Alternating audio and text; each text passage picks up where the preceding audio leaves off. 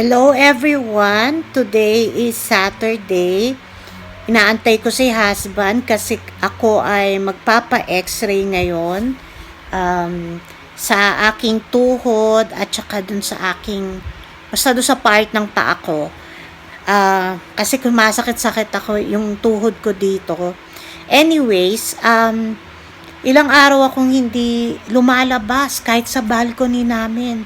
Andito lang ako sa sala kasi nung Wednesday, bigla na lang, kasi nag-text si husband, ang sabi niya sa akin, malabo daw sa labas. May balita na no, na merong kasing wildfire sa merong area ng, dito sa Alberta. Tapos sabi ko, sige tingnan ko para kunan ko ng konti. Paglabas ko, hindi ako ready kasi talagang malabo na mapula-pula yung langit. At ang masama nun ay amoy na amoy ang usok. Para bang merong nagsisiga dyan lang sa may kanto. Kaya sabi ko, naku ano to, ano nangyayari dito? Tapos yung init niya, iba talaga yung init. Natakot ako. Pumasok ako agad dito sa bahay. Tapos, nagstay ako dito. Although naka-aircon ako noon kasi nga mainit na nung time na yon. Dito kami sa sala natutulog. Oh, makikita nyo. Tapos si husband may bed siya doon. May air bed siya. Doon siya tapos dito ako sa sofa. Ilang araw na yon kasi nga mainit ang panahon. Mas malamig yung dito kasi nga yung aircon namin nandito sa sala. Yung kinakabitan ng portable aircon, hindi pwede sa kwarto kasi mataas po yung bintana namin. Ayun, naiba na naman ang kwento ko. So, pumasok ako dito. Siguro in a few minutes, amoy na dito sa loob ng unit namin. Amoy usok. Siguro kasi hindi rin naman maganda yung mga sara-sara dito, ng bintana or ng door. Tapos, lumabas ako dun sa hallway. Hallway mismo nung building. Amoy na talaga siya usok. So, nakamask ako. Tapos, medyo kinabahan ako nun kasi sabi ko, ibang klase yung niya, yung usok. Naramdaman namin to dati nung bandang nasa Richmond, BC kami. Kasi doon din sa Richmond, biglang nagkaroon ng wildfire. So, talagang grabe din yung usok nun. So, eto, sabi ko, naku, paano ba yan? Tapos, nalaman ko si husband,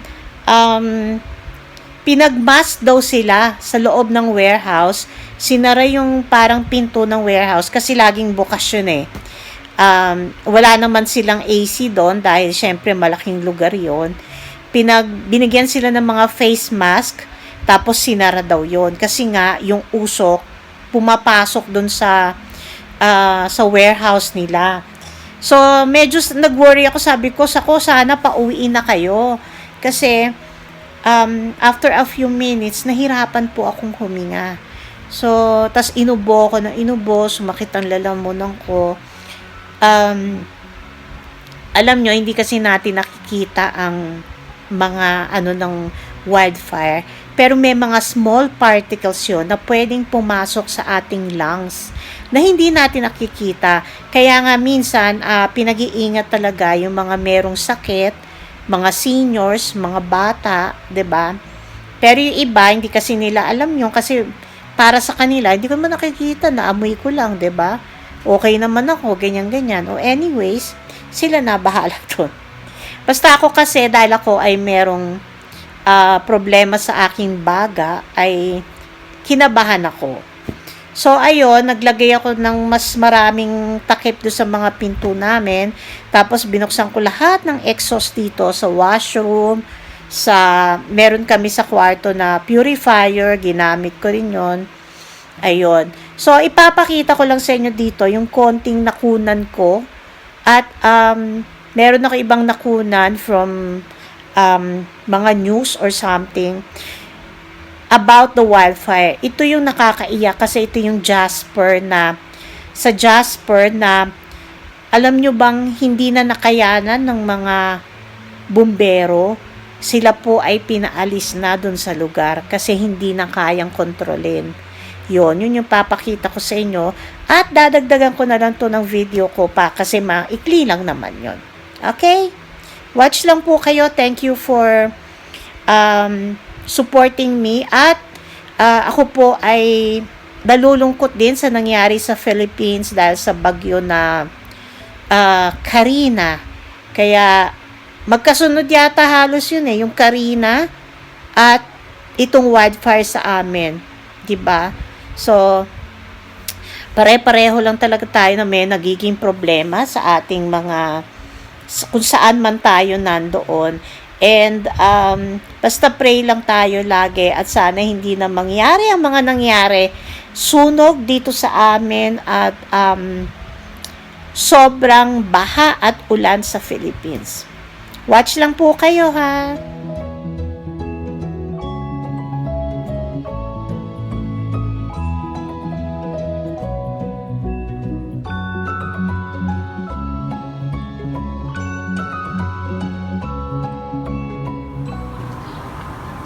Parang lumala yung uso ko. Umabot na dito, nakamask lang ako para pakita. Nakita nyo ba yan? Andito na yung usok sa amin at amoy na amoy usok. Hindi na ako magtatagal. Nagulat lang ako kasi pag silip ko sa blinds, ganito na. So napaano ako, tas naamoy ko na yung usok. Okay, papasok na ako.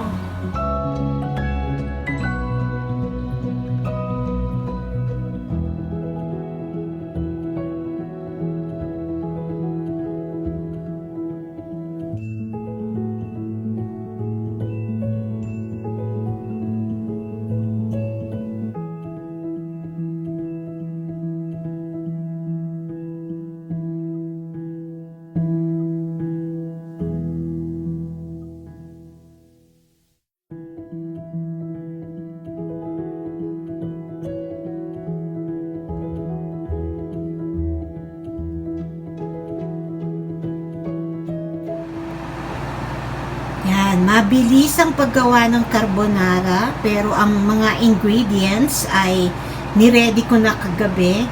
So, mas madali for me.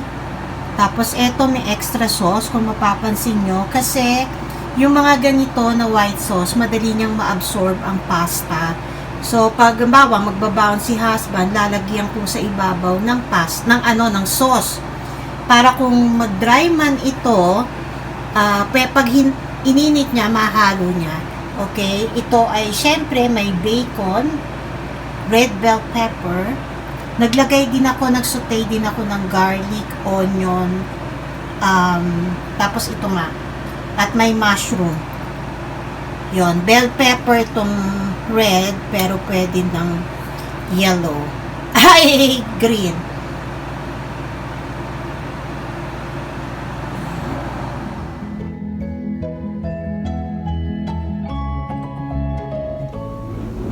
Organic wild blueberries from Costco.